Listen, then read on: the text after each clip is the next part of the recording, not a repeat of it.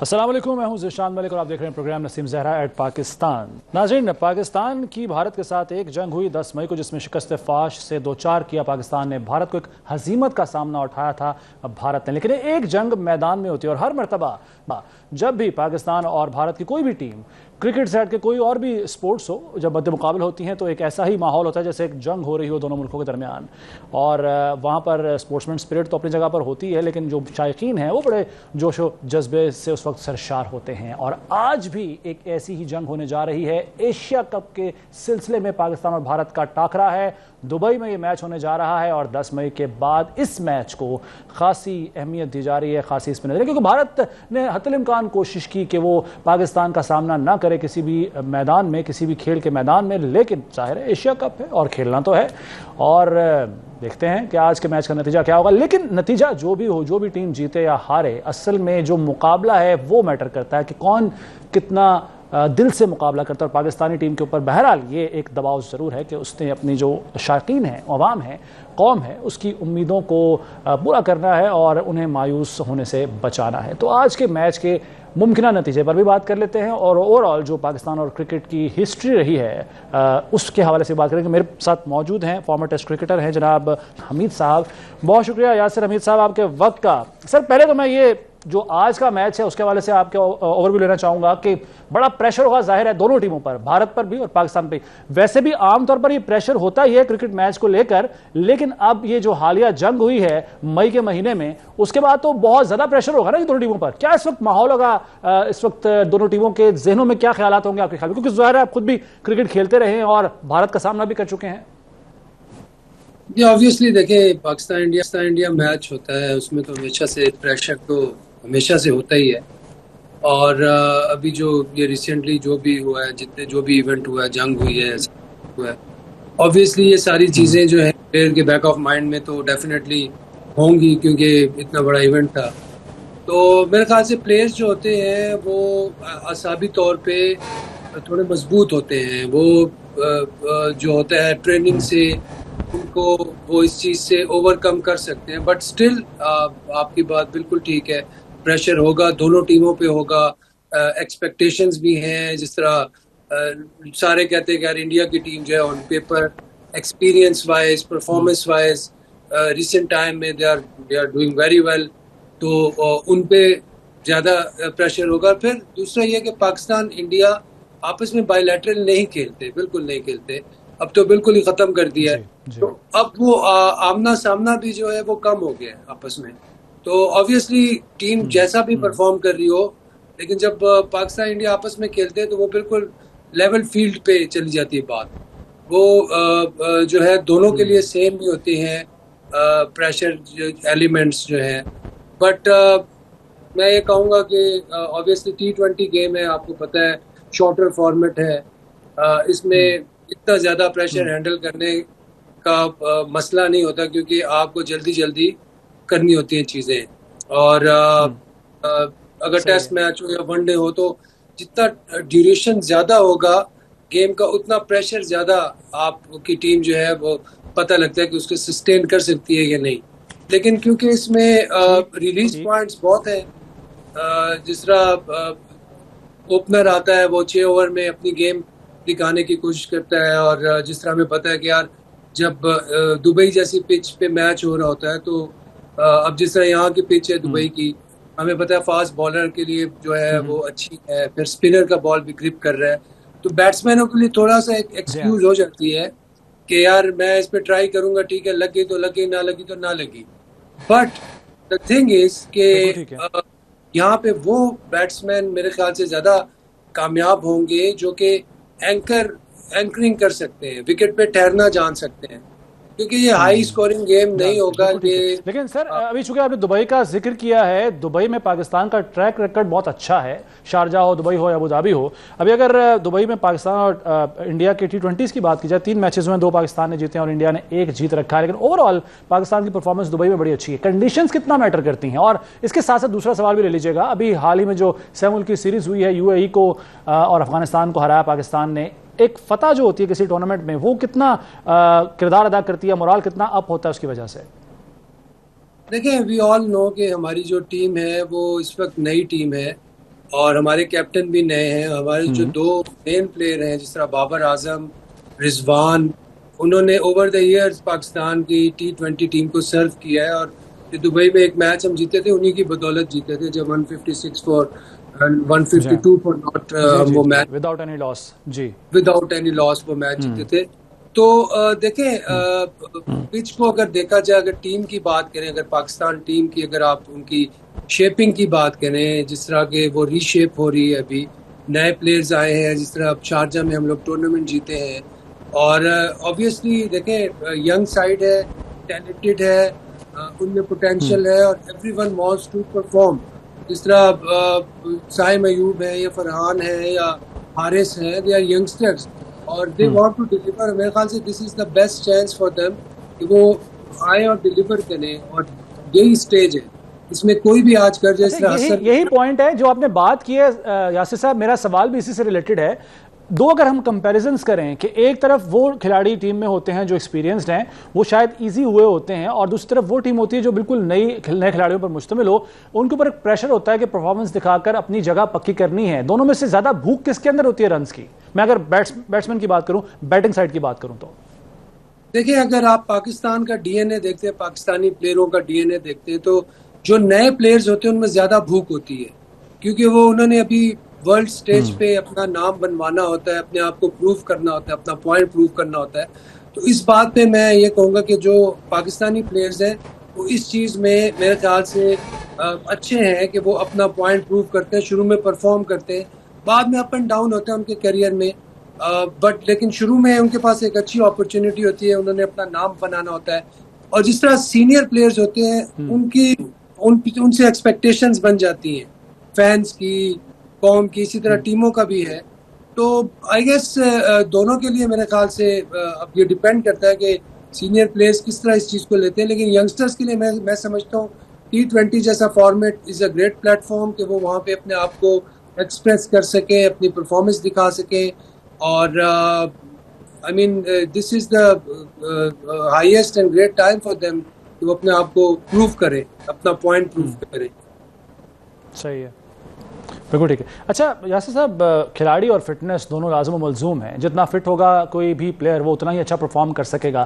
ابھی جو IPL ہو رہی ہے ہندوستان میں اور PSL ہو رہی ہے پاکستان میں, اس طرح کی کرکٹ سے, مسلسل کرکٹ سے, کیا کھلاڑی بہتر ٹرین ہوتا ہے اگر کسی بڑے ٹورنامنٹ کے لیے, یا پھر جسم اس کا تھک جاتا ہے, وہ فٹیگڈ ہو جاتا ہے؟ دونوں میں سے کیا جو ہے وہ نتیجہ نکلتا ہے؟ دیکھیں کرکٹ بہت زیادہ ہو گئی ہے, وی نو, اور پلیئرز کو جتنے انسینٹیوز مل رہے ہیں ابھی پر میچ, پر ٹورنامنٹ, تو کوئی بھی پلیئر جو ہے وہ اس کو مس نہیں کرنا چاہتا. اور اس کے لیے آبویسلی اپنی جو پرسنل جو ان کی سیلف ڈسپلن ہے, ان کا جو پلان ہے وہ کتنا اس کو ایگزیکیوٹ کرتے ہیں. جو پلیئر جتنا زیادہ ایگزیکیوٹ کرتا ہے اس پلان کو اور اپنے آپ کو ڈسپلن رکھتا ہے, وہ فٹنس سے بھی اس کو کوئی مسئلہ نہیں ہوتا. اور ہاں, اگر تھوڑی سی ان ڈسپلن ہو جائے یا مس آؤٹ کرنا شروع کر دے چیزوں کو, تو آبویسلی پھر وہ کرکٹ اس طرح کھیل پرفارمنس ہوتی نہیں ہے, کیونکہ آپ کی باڈی جو ہے اور آپ کا مائنڈ اور آپ کا ہارٹ, یہ تینوں چیزیں جو ہیں وہ ان لائن نہیں ہوتی, آپ پرفارم نہیں کرتے. کبھی آپ کا مائنڈ ساتھ نہیں دے رہا ہوتا, کبھی آپ کی باڈی ساتھ نہیں دے رہی ہوتی, کبھی آپ مینٹلی ان نہیں ہوتے. تو میرے خیال سے training is very important obviously for sportsmen. جتنے زیادہ وہ ڈسپلن ہوں گے, جتنے زیادہ اپنے آپ کو ٹرین کریں گے, اتنا ہی پریشر سچویشنز میں وہ چیز ان کو ہیلپ کرتی ہے. اور جس طرح کے بڑے میچز ہیں, ان کو ٹھیک بڑے سے بڑا میچ ہو, بڑے سے بڑا پریشر ہو, اس چیز کو فیل نہیں کرتے اس طرح. یاسر صاحب, جس زمانے میں آپ کرکٹ کھیلتے تھے تب ڈیجیٹل میڈیا, سوشل میڈیا اتنا نہیں تھا, اور اس طرح سے جو ابھی ہم دیکھ رہے ہیں کہ جنگ جو ہے سوشل میڈیا پر بھی چھڑی ہوئی ہے, وہاں پہ جس طرح کی پوسٹس ہو رہی ہیں, جس طرح کے کمنٹس ہو رہے ہیں. آپ کے دور میں صرف اخبارات تھے یا کسی حد تک ٹی وی چینلز تھے, کتنا امپیکٹ پڑتا ہے اس طرح کی خبروں کا, اس طرح کی باتوں کا, اس طرح کے کمنٹس کا جو کہ سوشل میڈیا پر ہوتے ہیں؟ اور اگر ہمارے جو پلیئرز جو کرکٹ میچ کھیل رہے ہوتے ہیں, کیا ٹورنامنٹ سے پہلے اگر وہ یہ چیزیں ان سے دور رہیں تو اس کا کوئی فرق پڑتا ہے؟ انہیں دور رہنا چاہیے؟ آپ کیا مشورہ دیتے ہیں بحیثیت ایک سینئر کھلاڑی کے, ایک ایکسپیرینسڈ کھلاڑی کے؟ دیکھیں, میں تو یہ سمجھتا ہوں, مجھے یہ سمجھ آ رہی ہے کہ سوشل میڈیا جو ہے اٹس مور ڈسٹریکشن, اور اس میں کو ہینڈل کرنا اٹس ویری امپورٹنٹ. اور پلیئرس کو اس چیز پہ بھی میرے خیال سے ٹرین کرنا چاہیے کہ how you handle the social media, how you handle the media. کیونکہ آج کل یہ چیزیں جو ہے کیونکہ لوگوں کے ہر کسی کے وہ کہتے ہیں نا کہ اپروچ میں ہو گئی ہے، کوئی بھی کسی کے بارے میں کچھ بھی بول دیتا ہے، وہ اناپ شناپ بول دیتے ہیں، الٹا بول دیتے ہیں، تو وہ وائرل ہو جاتی ہے. چیز وائرل ہوتی ہے تو آبویسلی جب وہ جتنی زیادہ وائرل ہوتی ہے اتنا اس کا امپیکٹ زیادہ ہوتا ہے. تو وہ اگر کسی بھی پلیئر کے بارے میں بات ہو رہی ہو، کسی بھی ٹیم کے بارے میں بات ہو رہی ہو، تو وہ اس کو اگر نہیں جانتا کہ میں نے اس کو کس طرح لیفٹ کرنا ہے یا اس کو میں نے کس طرح اگنور کرنا ہے، ان چیزوں کا میں نے اثر نہیں لینا، تو اٹس ویری امپورٹنٹ کہ اس کو ہینڈل کرنا سیکھنا چاہیے. اچھا یاسر صاحب، کلوزنگ ریمارکس آپ سے جاننا چاہوں گا. سر میچ کا نتیجہ جو بھی نکلے، پاکستان جیتے یا پاکستان ہارے، یہ کرکٹ ظاہر ہے کرکٹ میچ ہے، لیکن یہ ہے کہ اس کا امپیکٹ کیا ہوگا پاکستان کے آگے والے میچز کی پرفارمنس پر، اور بحیثیت سپورٹس مین آپ کیا سمجھتے ہیں کہ کوئی بھی نتیجہ نکلے اس کا کیا اثر ہونا چاہیے ہماری ٹیم پر، اور عوام کے لیے بھی کوئی مشورہ آپ دینا چاہیں گے؟ ظاہر ہے جیت ہار جو ہے وہ تو کھیل کا حصہ ہوتی ہے. دیکھیں آبویسلی اگر پاکستان یہ میچ جیتتا ہے تو it will be great boost for this team.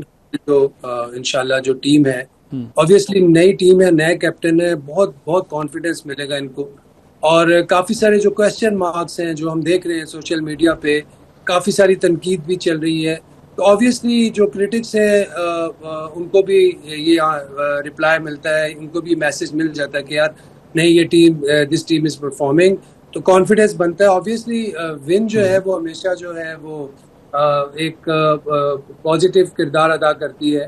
I think یہ بڑا امپورٹنٹ ہوگا کہ پاکستان کی ینگ سائڈ ہے، ان کو اچھے ریزلٹ ملیں. ہار جیت جو ہے وہ it's part of game, but آپ کس طرح کھیلتے ہیں، آپ بالکل ٹھیک، یس آپ کی اپروچ کیا ہے، دس میٹرز. اصل میں مائنڈ سیٹ میٹر کرتا ہے، آپ کی پرفارمنس میٹر کرتی ہے، باقی ہار جیت تو کھیل کا حصہ ہے. یاسر حمید صاحب بہت شکریہ، آپ نے اپنا دیا. ناظرین، سابق ٹیسٹ کرکٹر جناب یاسر حمید صاحب ہمارے ساتھ موجود تھے، آج کے پاک بھارت ٹاکرے کے حوالے سے وہ بات کر رہے تھے. بہت شکریہ یاسر صاحب آپ کا. ایک بریک کا وقت ہو. ناظرین بریک کے بعد دوبارہ پروگرام میں حاضر ہوتے ہیں.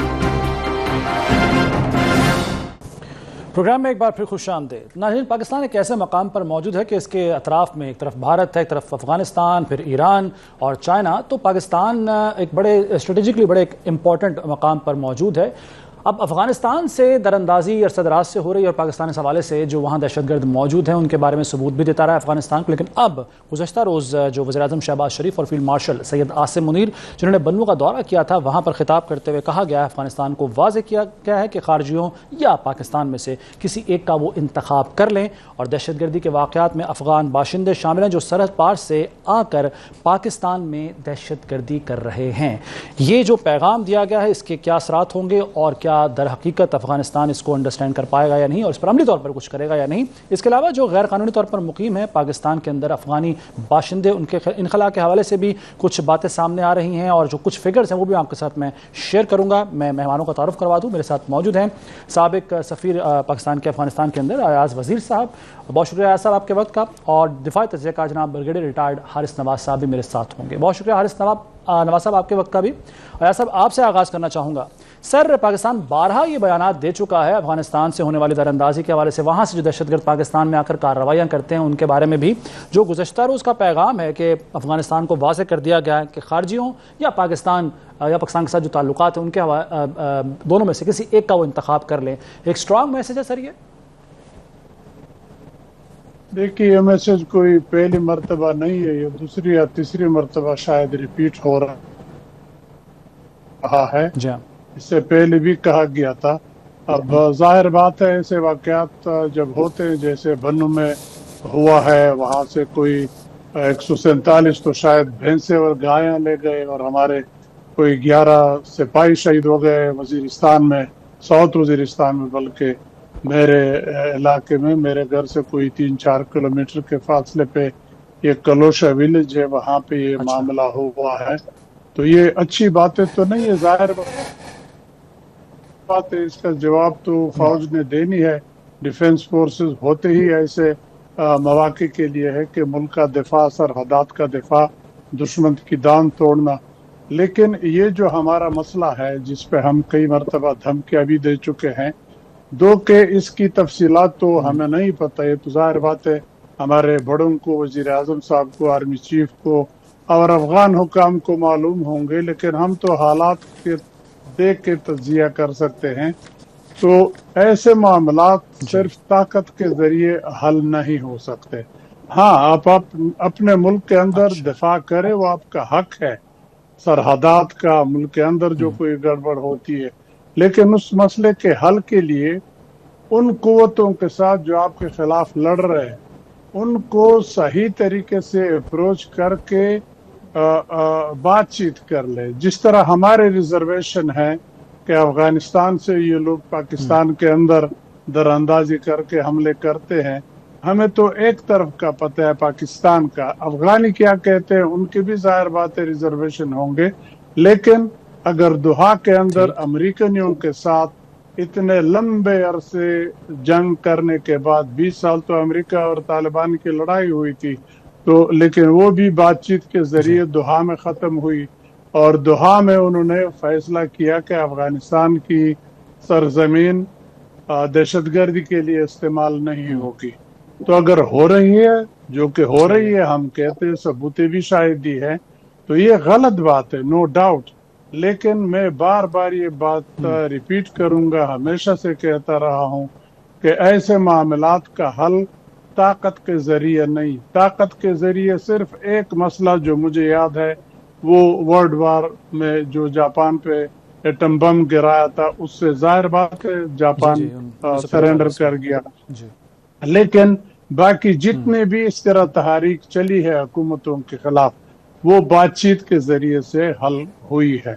तो हम इनके खिलाफ ही पिछले 20 सालों से तो लड़ रहे हैं, कोई नई बात तो नहीं है, लेकिन जो बातचीत वाला तरीका है, मैं कहता हूँ बातचीत भी करे, अपना दिफा करे, नो डाउट, उसमें आपका हक है, nobody stops you, nobody can stop you, लेकिन उनके साथ सही तरीके से, अब उस सही तरीका क्या है उसका तफसील बयान करूं तो बहुत वक्त लगेगा, लेकिन सही तरीका मेरे गलत अंदाजे के मुताबिक अभी तक सही तरीके से अप्रोच नहीं किया गया। जो किया गया वो तरीका जरा टेढ़ा सा था, सही नहीं था। बिल्कुल ठीक है। ब्रिगेडियर साहब, आप इत्तफाक करेंगे अयाज वजीर साहब की बात से, और क्या हमने माजी में सही तरीका इख्तियार नहीं किया और मसला अल्टीमेटली बातचीत से ही हल होना है, ताकत का इस्तेमाल कोई हल नहीं है अफगानिस्तान में बैठे दहशतगर्दों के हवाले से अगर हम बात करें तो? देखें, बात यह है कि अयाज वजीर साहब बड़ा एक्सपीरियंस है, मैं उनकी बड़ी रिस्पेक्ट करता हूँ। बात यह है कि जो मुल्क के खिलाफ हथियार उठाते हैं सिक्योरिटी फोर्सेस के, पाकिस्तानी अवाम के खिलाफ, उनके खिलाफ तो इंटेलिजेंस बेस्ड ऑपरेशन हो रहे हैं। चीफ आर्मी साहब ने बारहा कहा है कि हम इनके खिलाफ ऑपरेशन करते रहेंगे, शहादतें देते रहेंगे और इनको जड़ से खत्म करेंगे। लेकिन इनके लिए we need to have a 3-4 pronged strategy. एक तो हम जो ऑपरेशन कर रहे हैं वो करते रहेंगे। नंबर 2 कि अफगान हुकूमत से, हुकूमत पाकिस्तान ने, देखें अभी चाइना में भी मुलाकात की, वहाँ पर चाइना के फॉरेन मिनिस्टर, पाकिस्तान के फॉरेन मिनिस्टर, अफगानिस्तान के फॉरेन मिनिस्टर मिले, फैसला हुआ, इवन CPEC को एक्सटेंड कर रहे हैं अफगानिस्तान तक। लेकिन वो फैसले के बाद अमल जो है अफगान की हुकूमत नहीं करती है। प्रॉब्लम ये है, देखें हम अफगानिस्तान के लिए क्या कुछ करते हैं, हर बात उनको लॉजिस्टिक सपोर्ट देते हैं, गंदम देते हैं, चीनी देते हैं, फर्टिलाइजर देते हैं, अफगान ट्रांजिट, हमने हर किस्म का सपोर्ट। सर कता कलामी होगी, लेकिन एक सवाल शामिल कर लीजिए कि अफगान हुकूमत के अमल दरामद ना करने की वजूहात क्या हैं, क्या अमर माने हैं उसमें, कोई मसलहत है या कोई प्रॉब्लम? ये देखें, प्रॉब्लम जो मेरी असल याद ये मुझे वेर भी आउट करेंगे कि उनकी पॉलिटिकल इंक्लूसिव गवर्नमेंट नहीं है वहाँ पर, ना एथनिक बैलेंस गवर्नमेंट है वहाँ पर। देखें पश्तून तकरीबन मेरे 42-43% हैं, जो पाकिस्तानी इस साइड पर भी हैं और उस साइड पर भी हैं, उधर के पश्तून, अफगान पश्तूनों की बात कर रहा हूँ। बाकी जो एथनिक बैलेंस गवर्नमेंट है वो उन्होंने नहीं बनाई हुई, ना उन्हें ताजिक से, ना हजाराज हैं, ना उज़्बेक्स हैं, नॉर्दर्न अलायंस के वहाँ पर उनका अपनी रेट कायम नहीं है। ये वन ऑफ द फैक्टर्स है। फिर अमेरिकन जाते जो वेपन एमुनिशन चले छोड़ के गए हैं वो अफगान तालिबान कंट्रोल नहीं कर सके, that is fallen into the hand of this terrorist organisation. वो इसको बहुत ही मिसयूज तरीके से कर रहे हैं। सेकंड, अफगान तालिबान की और ये फौजियों की एक आइडियोलॉजी भी एक है। अब प्रॉब्लम ये कि they must understand now they are, Afghan government is running a proper Islamic ये हुकूमत चला रहे हैं। They have to learn to live with the community of Nations. आपकी रिस्पॉन्सिबिलिटी, आपने, हम तो एक बात कहते हैं, सिर्फ एक बात, अपनी सरजमीन आप किसी टेररिस्ट ऑर्गेनाइजेशन को इस्तेमाल करना करने दें, जो आपने 2 में एग्रीमेंट किया था, आप उसकी भी पासदारी नहीं करते। پھر اس کے بعد جب ہم یہ ہوگا تو آگے بات چلے گی، اور اس کے لیے ہم بہت اسٹینڈ کر رہے ہیں. ہم ڈرون فائر کر سکتے ہیں، ہمارے پاس ٹیکنالوجی ہے، ہم سب کچھ نہیں کر رہے کیونکہ افغان بھائیوں سے ہماری بہت پرانی ریلیشن شپ ہے. دونوں طرف ہمارے پشتون بھائی ہیں، then we understand every thing. اور لیکن یو شوڈ ناٹ کہ جی وہاں انڈیا بیٹھا پراکسی فوجیوں میں استعمال کر رہے اور وہاں پر ان کے کیمپ بھی ہے، ٹریننگ بھی ہو رہی ہے، ویپن ان سے مل رہا ہے، فنڈنگ بھی ہو رہی ہے، اور وہ پاکستان کو پرابلم کریں. That is a real issue. اور اس کے بعد امریکن سے ایک اور پاؤں گی کہ امریکن سے بات کریں. آپ نے گن چھوڑا ہے، آپ نے ویپن ایمونیشن چھوڑا ہے، آپ گن چھوڑ کے گئے ہیں. سو ناؤ یو یا تو اب یہ ویپن ایمونیشن واپس لیں، یا جو ان کو فائنینشیل ہارمونیلی سپورٹ دیتے ہیں وہ بند کریں. کوئی کنڈیشن تو لگائیں نا ان کے اوپر. وہاں پہ 24 ٹیررسٹ آرگنائزیشن یونائٹڈ نیشن کی رپورٹ ہے، وہاں پر آرگنائزیشن ہے. تو ہر ایک ملک کو تھریٹ ہے، گلوبل ٹیرر تھریٹ. اور پاکستان از دا اونلی کنٹری جو اس گلوبل تھریٹ کو، ٹیررزم کو لڑائی کر رہی ہے. یہ امریکن بھی اپریشیٹ کرتے ہیں، اس لیے بی ایل اے کو اور مجید بریگیڈ کو انہوں نے اس کو ڈکلیئر بھی کر دیا ٹیررسٹ آرگنائزیشن. لیکن انڈیا ہیز ٹو بی، یہ بات کریں امریکن سے جی انڈیا کو نکیل ڈالیں، what they are doing it. تو یہ ساری چیزیں حل ہوں گی تو پھر یہ جا کے اس کا مسئلہ حل ہوگا. بالکل ٹھیک ہے. ایاز وزیر صاحب، بات چیت بالکل ظاہر ہے الٹیمیٹلی تو بات چیت ہی مسائل کا حل ہوتا ہے، آپ نے واضح بھی کر دیا اپنی گفتگو کے شروع والے حصے میں. لیکن سر مسئلہ یہ ہے کہ بات چیت وہاں کس سے کی جائے؟ افغان میں جو طالبان حکومت ہے اس کی اتنی عملداری ہے نہیں، وہاں اتنے سارے گروہ ہیں، اتنے اسٹیک ہولڈرز ہیں کہ کچھ پتہ نہیں کہ کس سے بات کی جائے، اور جو بات چیت طے ہو بھی اس پر عمل درآمد کون کرے گا پھر الٹیمیٹلی؟ دیکھیے یہ کہنا میرا خیال ہے صحیح نہیں ہے کہ افغانیوں کا، طالبان کا افغانستان کے اوپر کنٹرول نہیں ہے. ابھی 4 سال کچھ عرصہ اوپر نیچے ہو گیا کہ انہوں نے پورا افغانستان کنٹرول کیا ہوا ہے. نو ڈاؤٹ ان کے اندر ٹیررسٹ گروپس ہیں، ہمارے خلاف بھی ہے، چین کے خلاف بھی ہے، دوسرے ممالک کے خلاف بھی ہے.